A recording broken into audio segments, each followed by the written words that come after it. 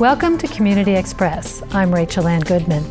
Today we'll take a look at how the arts are being reinvented in Santa Cruz County by three enterprising women. First, we'll look at new projects at the Museum of Art and History at the McPherson Center with MA Executive Director Nina Simon. Then we'll talk with Michelle Williams and Sally Green from the Cultural Council to discuss their new partnership and how they're working to keep arts education vibrant in our schools. All this, plus Jessica Vo has your community calendar coming up on Community Express.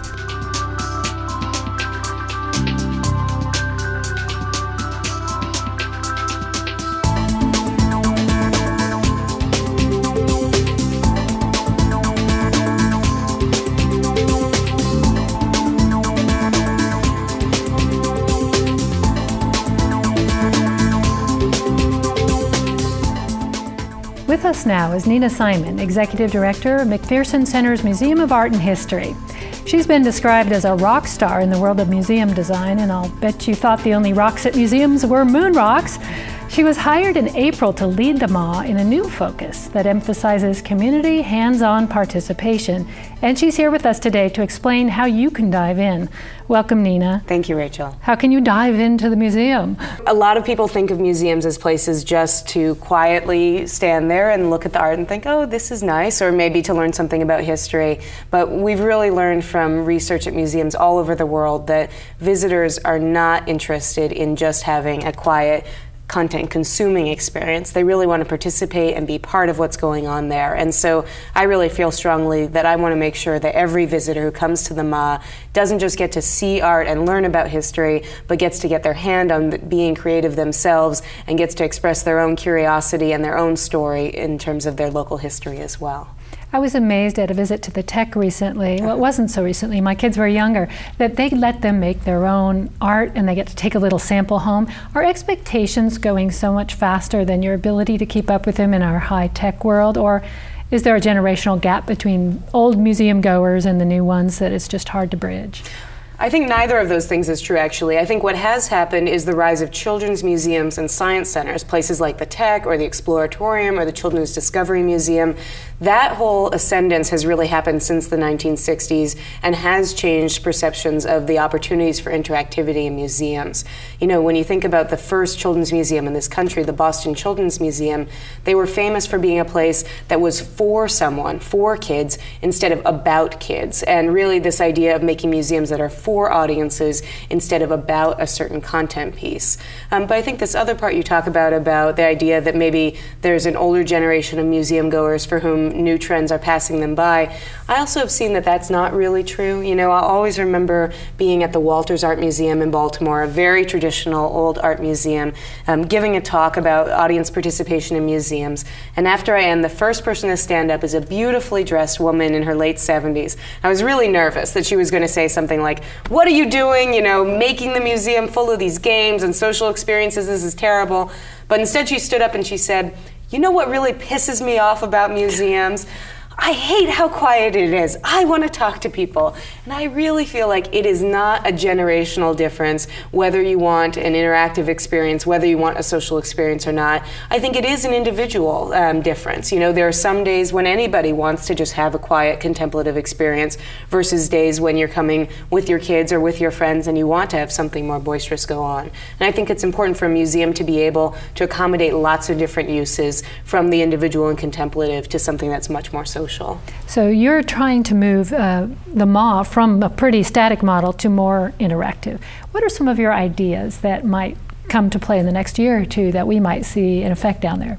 Well, I think that a lot of what's going to happen is just about making the museum a more welcoming place for different kinds of use. I think that one of the reasons that people get nervous and quiet in museums is because they think, okay, I'm in this place with these white walls, it's really quiet here, this is what I need to do here. So already we've started even just by putting in couches, which is not very interactive, it's just a chair. But people love the fact that we're saying to people, hey, here's a way to have a more welcomed experience, a more welcoming experience in this space. So there are simple design design changes to make everything a little more friendly. And then there are really these programmatic elements where we're looking at how every exhibit can have an interactive component or a participatory component where you can add to it. And then also looking really specifically at an event-driven model. You know, we think of museums as being about, oh, I can go visit that exhibit anytime. It's up for 3 months. But of course, what ends up happening is you get to the end of 3 months, you realize you never actually ended up at the museum, and now it's closed, and now you have to go through the whole pattern of not visiting the next exhibit. And so what we're trying to do instead is really create a lot of continuous programs, whether it's family art days on Saturdays, or whether it's, you know, going from first Fridays only to first and third Fridays, so that we can say to people, hey, there's a really special thing happening, and you're going to love it. And nobody wants to miss the wearable art ball, and it's only happening on one night. Whereas an exhibit over 3 months, it might be harder to get people to just casually have it come up in their mind in the way that a specific event might be compelling to them. So tell me a little more about the wearable art thing. I mean, Santa Cruz turns into a giant wearable art museum on Halloween. I know, and you know, this is why it started, was 2 reasons. First of all, you know, Halloween is the national holiday of Santa Cruz, of the nation of Santa Cruz. But also, you know, Angelo Grova does this fabulous fashion art runway experience at the Civic every year in late September. And we really wanted to build on that one-day event, which is a smashing success, and invite all the artists, the fashion people, the Burning Man people who are looking for a great experience to have around Halloween to do that downtown. And what was a surprise, sort of a Santa Cruz history surprise to me, being fairly new to the community, was when I went and talked to the folks at the Good Times about this. You know, I learned about how they used to do this fabulous Halloween thing at the Coconut Grove. And so we're partnering with the Good Times to do this wearable art ball. You know, the museums are perfectly located right in the middle of downtown, but not on Pacific Avenue. You know, it can be a little more controlled, but judging from the planning that these artists have put in so far, it's going to be a pretty wild night. It's going to be a lot of fun. Oh, that sounds exciting. And is there a way for that event to live on? Will it be videotaped, or will there be photographs made in case someone didn't come there? Or for blackmail purposes. Right. Yeah, I think we are doing a better job at documenting what we do at the museum and really trying to look at opportunities for sharing events and experiences that are not just about putting something on display in a permanent way. So for example, you know, for the wearable art ball, after Fashion Art is over next weekend, September 24th, many of the costumes from that fashion show will come and will be on display at the museum leading up to the wearable art ball. Will be on display that night as well. But we're also trying to do a lot of things where we know we have ephemeral events that not everybody can come to, and really trying to document and put that information on the web. So, for example, we've been doing a program called Makers at the Ma, where every Saturday we have an artist in residence working in the atrium of the museum. You know, we've had a chalk painter, we've had fiber artists, all different kinds of things, and we have a fabulous intern whose only job is to photograph and take great photos and video from those events and put them up on the web. So we're trying to do a better and better job of sharing what's happening at the museum on an ongoing basis. It sort of reminds me of what the symphony has done with their family concerts and the instrument pettings, where Sure. people can get up close to an artist and Absolutely. and watch them at work. Absolutely. And I think, you know, I have artist friends who get very frustrated with museums because they say, you know, museums are where art goes to die. And I don't feel that way, but I sympathize with the idea that when you look at everything on the wall and it looks static, it looks like, gosh, here's some art that ended up here. And you don't get that question of, how did the person make it? Where is this person from? And we have such a great creative community here in Santa Cruz that it's a shame to not be really inviting them, not just to show their finished work, but to be presenting what they do and how they do it, you know, which is one of the reasons Open Studios is such a big hit in Santa Cruz. We only have about a minute left, but I wanted to ask you about children and Sure. how you can engage them and get them enthusiastic. I know that programs have been somewhat cut back in the schools, so you're doing a family art event. Could you quickly talk about that? Sure. Well, we are trying to really become the most welcoming hub for families downtown, not just inside the museum, but as an entrance into downtown. So right now we have family art days. We're looking to increase those to every other week or weekly coming up in the next year. We also just signed this really exciting partnership with the County Office of Education to support a half-time person at the museum whose focus is solely on increasing arts access for K-12 students in the community. We're just starting this, and we're really excited about being able to do things like provide professional development to K-6 teachers so that they can bring art into the classroom, and to partner with and complement what's going on with Mariposas for the Arts by really expanding what can happen with families all the time around connecting to creativity. It's also exciting. Thank you for sharing just a little bit of it with us, and we'll be watching as it develops. Come on down. Don't just watch, participate. Okay. Okay. Thank you, Nina Simon. Thank Pleasure. You. Lisa Hochstein leads us through her current exhibit at the Museum of Art and History in downtown Santa Cruz. Hi, I'm Lisa Hochstein, and I'm here at the Santa Cruz Museum of Art and History up on the 3rd floor. This is my show, Undoings, and it's a group of recent collage works. My approach to collage is really specific. I look at the materials that I select, and my goal is to transform something that exists in the world in one format into, well, my artwork, which turns it into something else completely different. And part of the process always for me involves the destruction of something that exists. So that's the title of the show, Undoings. And within that theme, there's several different parts of undoings and different interpretations of that word that have led to the works evolving to where it is today.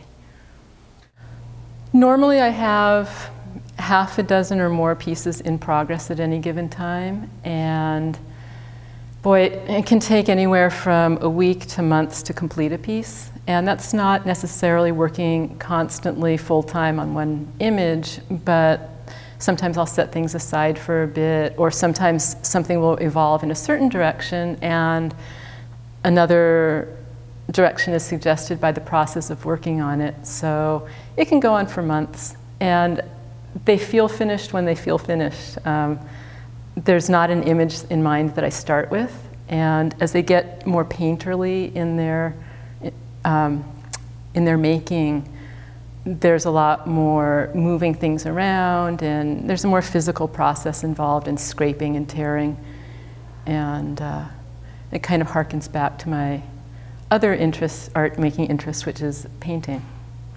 As I work on the collages, I use acrylic matte medium as a glue, and I use archival acid-free papers, usually pretty heavy paper, so it provides a fairly solid substrate for the collage. And I don't varnish. I basically like the paper exposed. One of the things that I work with in my art is the concept of language being somewhat imprecise and tentative, and the breakdown of language as we talk to each other. Over time, meanings of words change, histories are lost, and I also have lived in a foreign country where I didn't speak the language for a couple of years, and the idea of language as a way of communicating with people during those years was really frustrating, and it also made me think about other modes of communication besides speech and text. This is my first show at the museum, and I'm really excited actually to be here at the museum right now as it's going through this transition. I think Nina is bringing an amazing energy and vision to the institution, and it's interesting, I was thinking about this on my way over here, that in a sense the theme of undoings fits nicely to the transition that's happening at the museum as well, that things are transforming through change and rearranging and taking things apart and putting other things together. In 2010, the U.S. House of Representatives passed a resolution declaring the week following the second Sunday of September as Arts and Education Week. Working hard to keep the arts alive for students is the nonprofit Mariposas Art, which recently became a program of the Cultural Council of Santa Cruz County. With us now are Michelle Williams and Sally Green from the Cultural Council. Welcome. Thank you for being here. I first heard of Mariposas Art as a small program that served kids in Watsonville after school. What is it like now, and what is this new partnership you're up to? The new partnership is with the Cultural Council of Santa Cruz County, and we just saw a perfect melding of strengths, where the Cultural Council has had the Spectre program for more than 30 years, and it serves kids during the school day, and Mariposa's Art has been serving about 2,300 kids a year in the Pajaro Valley School District for the last 12 years. And the marriage between the two to strengthen the Cultural Council's arts education program seemed perfect. And what the Mariposa's Art program does is it's got these two pieces where professional artists and musicians in our Art and Guitar Teach program work together, and they're paired with high school students from PV High School and from Watsonville, and they are trained to co-teach together. So you have students who are teaching in middle schools and elementary schools who are being empowered to be leaders. They're learning not only the art form or the music form, but they're going to a classroom and running a classroom and sharing their knowledge. So that's a youth development piece that's paired with the art as well. That's so great. And so you're getting an intergenerational interplay between high school and middle school and elementary school students. And what a great thing. And so would it be some of the same artists that are in the Spectre program then teaching again after school, or is it a totally different slate of artists? Ultimately, we see a great deal of crossover happening down the road. Right now, our Spectre artists are just teaching in school, and the Mariposa artists who have been doing it for all of these years, many of them, for a decade, are the ones who are primarily teaching Mariposa's Art. But ultimately, we definitely see an intermarriage between the two programs. And we are just so, as the Cultural Council, excited about this. We went through a year-long process where we were very thoughtful about acquiring this program in a time when a lot of organizations are contracting. For us, it's an expansion. But our commitment to arts education has never been stronger by way of this acquisition. We really need to help schools in any way we can to bring the arts. And our vision is arts for every child, every day, every classroom. And it would take a lot to realize that vision, but at least this is a step in that direction. So we're just delighted to now have an additional means to support schools, be it in school or after school, to bring in that arts education. And the Teach model is so compelling because it gives these high school kids not just the art skills, but the leadership skills, and then it's such great modeling for the kids that they're teaching. So, and the intergenerational aspect is just so fascinating as well. So we're delighted. It sounds like a lot of fun. I visited a charter school for the arts, and what struck me about it was that there was art in every class. It wasn't an art class. They were teaching other subjects using art. What also struck me is how similar it was to the classroom settings of my youth, which had probably drastically changed by now to not include any art at all, and if you're lucky, once a week. So it sounds like you're kind of trying to meet in the middle with what you're doing to bring it back. And when you think about the skills that are needed for our future and the success of our future, kids are learning to creatively problem solve. They're learning to make mistakes and start again. And where in our lives do we get to do that? Where do we get to look at a problem and approach it from lots of different ways when you're given a project? So I really see the arts as our future, and if kids aren't learning these skills early on, how will they develop them as adults? And how is your funding structured? Are you melding your budgets too and fundraising together? I'm not sure who to direct that. Maybe to you, Michelle. We can both speak to that. Actually, Sally is actually the Development and Communications Director for the Cultural Council at large. So she's not just working in Mariposa, but the entire organization. And Mariposa's Art has now become a program of the Cultural Council, just like Open Studios, just like Spectra, just like our grants program and our exhibitions program. So it is all one and the same. And interestingly, being that Mariposa, when in its beginning years, was very much focused on youth development and leadership, and we've always been so arts focused that we actually are bringing together funders from both organizations that didn't overlap. So it's actually a growth area for the Cultural Council, which is great. But it's pretty traditional, the way that it's funded via foundations, corporations, individual donors. So yes, it's one and the same with the Cultural Council now. Has philanthropic funding of the arts changed drastically, even in the past decade? I know that the last 3 years has been tough, but in general, is it shifting over to maybe things that are considered anti-poverty programs or more social services? There has been a huge trend of that, and the last 3 years have been even more marked around that. And And at the same time, the number of arts nonprofits nationwide has exploded. So the resources have been going down while the need has gone up, as the same in every nonprofit sector. So certainly there's been a great deal of change. But where we are so fortunate in Santa Cruz is that the philanthropic community around the arts in the greater region is so strong. The Cultural Council is the Hewlett Foundation, the Irvine Foundation, and the Packard Foundation have always been very committed to the Cultural Council, and several of them to Mariposa's Art as well. And there are many people in this community who this is near and dear to them. They understand these benefits of arts education. They understand the impact on our children and therefore our community. And so there's a lot of people very devoted to this in this community. We're always, trying to grow that devotion, as it were.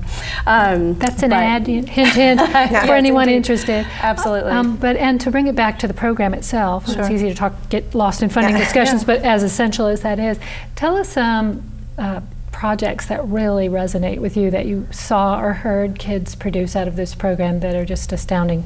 Sometimes kids write poems or paint in such an amazing way. Yeah. I can actually tell you the story of the way the program has affected something I witnessed in a young woman who was preparing to speak at an event we were having. And she's in our guitar teach program, so she's learned to play guitar and she's teaching it in middle schools and elementary schools. And the teach high school students are very tight-knit. And she was standing there telling her story, and she was talking about how it built upon her confidence to be in the classroom, and how she came in and she didn't have any friends. And how as her confidence has built and she's found something that brings her joy, how her life has shifted. But she was telling the story in a room full of a couple of adults and her peers. And she stood there just weeping. I'm going to cry now telling the story. She stood there weeping. And it was so great because it was so powerful, and she was telling her story, and no one rescued her, no one teased her. She was just standing there in this incredible power telling her story. And that, to me, is what the program does beyond teaching art and music, is it's empowering kids to feel great about themselves and the work they're doing. And that's the juicy bit for me. We are so lucky to have so many artists in this area willing to not just make their own art, which is part of what they do, but share their techniques and their inspiration with young people. And that's incredibly special that they're willing to take time in the classroom. And they're probably not getting paid a ton to do it, so it's a gift that they're offering the next generation. Thankful to programs like yours for letting kids have that one-on-one or 10-on-1 exposure to artists. So in the last minute we have left, is there anything, any wishes for the program in the next couple of years that you would like to just put out to the universe, besides a very wealthy benefactor? I would just love more children to have access to these experiences. I think that's my greatest wish, and the very reason that drove our acquisition, our merger of these two organizations, is we came together so we can reach more children. That's really what it's about. So my wish is that, again, every child, the arts, every day, every classroom, and any progress we can make towards that, I'll sleep at night. Well, Michelle Williams, I hope next time we're together that comes true, and I hope it's not too long from now. Thank you. How about you, last final words? I think just the recognition that art is core curriculum. It's not extra. It's not something you only do after school. It's something that's extra. It should be part of the school day, whether it's in a science classroom or a Mariposa's Art or a Spectra classroom, that it's a part of every day in every classroom and not extra. Let's hope you're right. Sally Green, thank you for joining us from Mariposa's Art. Thank you. It's been good to have you. Now, Jessica Vo has your video community calendar.